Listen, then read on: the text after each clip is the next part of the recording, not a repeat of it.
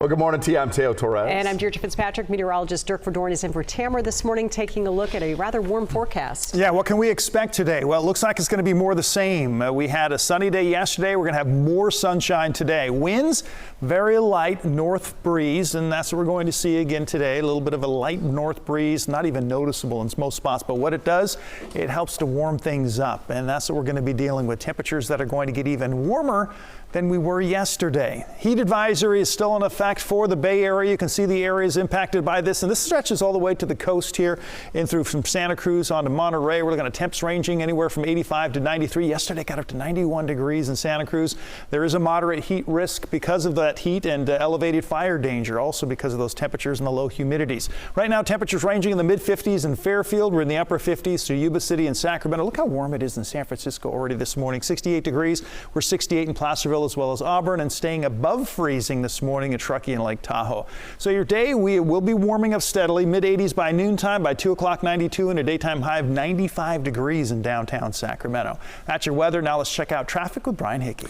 And we'll start out here in Sacramento. As you can see on Highway 50, we've got a pretty big backup here, and this is right as you're approaching the downtown area, Stockton Boulevard area, and that's all the way back almost around the 65th Street curve there, and that is because of a crash that is blocking the number 1 lane in that area, and they do have an ambulance responding to that scene, so we'll keep an eye on that one for you. This is what it looks like on the WX freeway through that same area. Interstate 80 looking good. Cap City Freeway, one minor incident vehicle over to the right-hand shoulder, and Interstate 80 right around the pedestrian overcrossing. There's a stalled big rig in the slow lane there. That's causing some backup there. 5 and 99, no problems coming up out of Elk Grove and out across the causeway. We're not seeing any delays as you make your way on that westbound ride towards Davis or even eastbound towards Sacramento. 5 and 99 through Stockton looking good. You can see here Highway 4 also incident free. We have a live picture from Modesto right now. This is Highway 99 at Tuolumne Boulevard. Why? Because there was an overturned big rig on this northbound side that was for a moment blocking all 3 lanes, and then eventually they got 1 lane open. Now you can see all 3 lanes are open in that area, but we did have a pretty big backup there that was basically extending from Tuolumne all the way back to East Hatch Road. Most of that is now clearing out. North of Modesto, no delays there. 14-minute ride across 205, 26-minute ride on 580 over the Altamont Pass. But here in Sacramento, Highway 50 continues to be the one big delay, which is about 45 minutes right now until they get that crash cleared up. Dale? All right, thank you so much, Brian. Now to a developing story. Lodi police spent several hours overnight investigating an incident at a mobile home park. It began around 9 o'clock last night at the Palms Mobile Home Park just off Cherokee Lane. Here's a look at the police presence there now. You can see evidence markers all over the ground in this one shot coming up. There you go. Police have not given us any information on what exactly happened here, but we do know that the San Joaquin Sheriff's Office was involved in this investigation. Please stay with KCRA 3 as we get more information. We will bring it to you. Meantime, the El Dorado County Sheriff's Office is investigating a stabbing death. Deputies were called to a home on Prado Vista Lane in Placerville around 6:30 last night. When they arrived, they found a female stabbed to death and a male at a neighboring home with traumatic injuries. He's now in the hospital. Officials have not released any information, including the relationship between the two. The Highway Patrol is investigating a crash in the Delta that left 2 people dead and 3 other people injured. Live Cop 3 was up over the scene around 5 o'clock last night.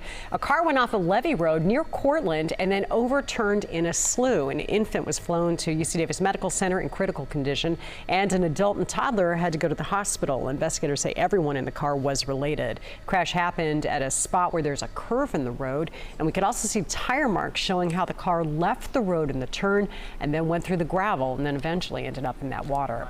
UC Davis police issuing a campus alert about a rape being reported on a bike path. Police say that according to the victim, it happened last Thursday night, 7:30, along the bike path that goes between Kleber Hall Drive and Sprocket Bikeway. The suspect, they say, pulled a woman into the bushes near the Mann Laboratory and assaulted her. UC Davis police are asking that anyone who knows anything about this come forward.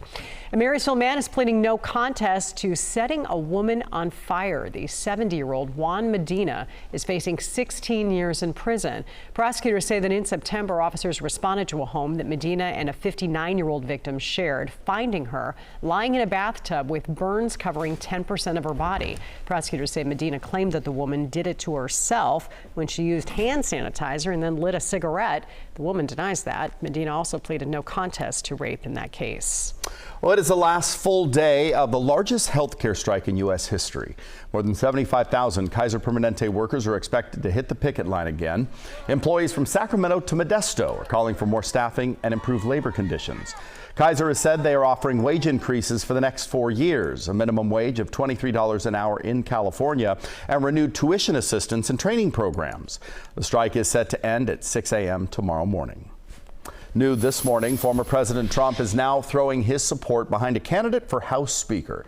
He's backing Congressman Jim Jordan from Ohio, a member of the far-right Freedom Caucus and ardent Trump supporter. It comes after Trump said he would consider serving as a speaker for a short time after receiving endorsements from several House Republicans. House Majority Leader Steve Scalise has also announced his candidacy for Speaker. Republicans will again hear from Speaker candidates at the forum next Tuesday, setting up the next possible House-wide Speaker vote Wednesday. Now let's go to commitment coverage and an alternative party candidate for president now dropping his party. KCRA3's Melanie Wingo joins us live in studio with more on the change he made this week. This week, Cornel West, one of the leading candidates of the Green Party, decided he will make his run for president as an independent. West was born in Tulsa but grew up right here in Sacramento and graduated from Kennedy High School. The 70-year-old has been a professor at 4 Ivy League schools and at the University of Paris, a frequent news program commentator on American politics, and a radio host. He also even appeared in some of the Matrix films. Last night on CNN, he explained why he's switching to independent. It's easier as an independent to gain access to the ballot than it is to be part of a third party, you see. And so we've got folk on the ground, operations on the ground. I've got an organizational genius in my dear brother Peter Dow and magnificent high quality team. And we're hitting the ground running, and we're going to be in at least 35 or 40 states. West's family has made a big impact in the Sacramento area. His mother, Irene, was a teacher and principal, and a school is named after her in Elk Grove Unified School District. Teo and Deirdre.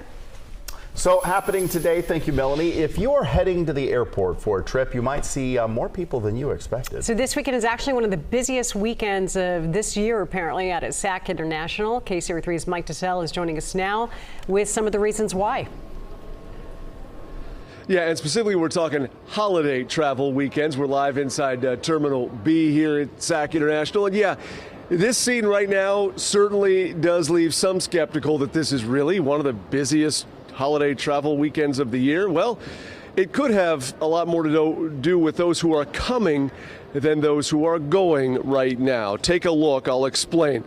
Of course, Sacramento National Airport saying that this is National Indigenous Peoples Holiday Weekend, and because of it, SAC International expecting to see some 100,000 travelers from Thursday through Tuesday. A big reason why? The Aftershock Rock Festival, which is, by the way, the single largest rock fest on the West Coast. And of course, it's taking place here in Sacramento this weekend. Visit Sacramento saying that festival alone attracting attendees from all 50 states and 35 countries coming in for this weekend. A full 65% of the 160,000 people expected to attend that event are, according to Visit Sacramento, from outside the Sacramento region. So back out here live. The picture right now for those trying to get out of town on a Friday may not look all that abnormal. In fact, this looks like a slow Friday to start, but it does have a lot to do with those who are flying in today and yesterday for this weekend. But it's not just people flying in. SAC International says for those who are flying out, the top destinations: Hawaii, Mexico, Vegas, Seattle, and Southern California. Live inside Terminal B at SAC International Airport, Mike DeSalle, KCRA 3 News. All right, Mike. Well, the airport is also warning that parking lots closest to the terminals will fill up very quickly. They want travelers to know that the shuttle program from the economy lots right now can take as long as an hour to get to the terminal. And then you have to wait for the bus to take you back to your car. That's never quick. So yeah, there's that. Happy travels.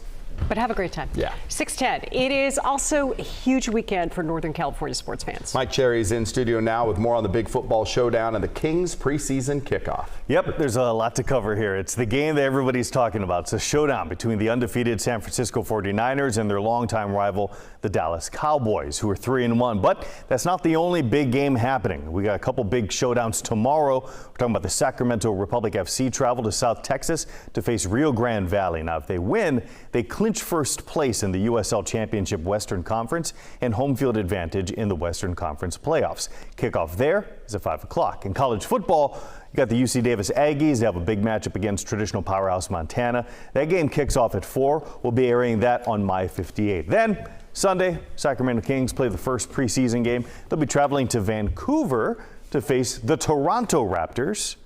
You heard that right. Tip-off is at 5 o'clock. But back to the big showdown, 5 o'clock p.m. Sunday at Levi Stadium in Santa Clara. Niners have knocked down the Cowboys out of the playoffs the last 2 years. They're now just one of just 2 undefeated teams left in the NFL. The other is the Eagles, so the stakes are high, and you can watch that right there on KCRA. Michelle Dapper will be there covering the game for us. And then immediately, you don't have to leave the couch. Following the game. Sounds like you're not going to. No, you don't want to miss this one either. We take you back 10 years to the battle between Seattle and Sacramento over who should end up with the Kings. You know what happened, but Michelle Dapper will be talking to the people who were able to save our Kings. So again, if you got things to do, do it all Saturday. Yeah.